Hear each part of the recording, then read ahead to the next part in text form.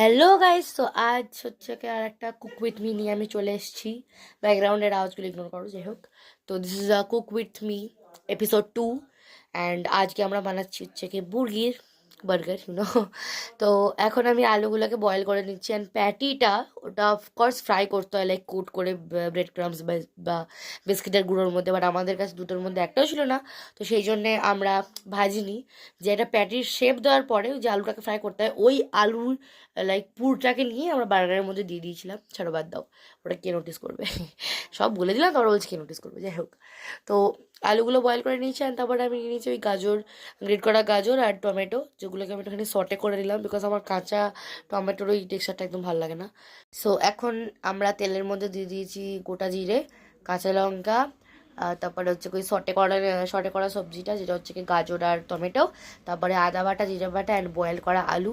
And সেগুলোকে mix করে একটা এরকম আলু মাখা তৈরি হয়ে গেছে। অ্যান্ড তারপরে আমরা পাউরুটিগুলোকে শিখতে দিয়ে দিয়েছিলাম, আর সেই ফাঁকে আমি ওই আলুর ফুটটা দিয়ে প্যাটি বানিয়ে নিয়েছিলাম। আমার এত খিদে পেয়েছিল যে আমি আর আলাদা করে খাওয়ার রিয়াকশনের ভিডিও নিইনি। ওই যে ভিডিওটাতে আমি বানাচ্ছিলাম সেটাতে আমি খেয়ে নিয়েছি, এই ভিডিওটাতে। তো মোটামুটি খেতে হয়েছিল, বাট প্যাটিটা যদি ফ্রাই করা হতো তাহলে আরও ভালো লাগতো। দেখা হবে নেক্সট ভিডিওতে, ততক্ষণের জন্য টাটা।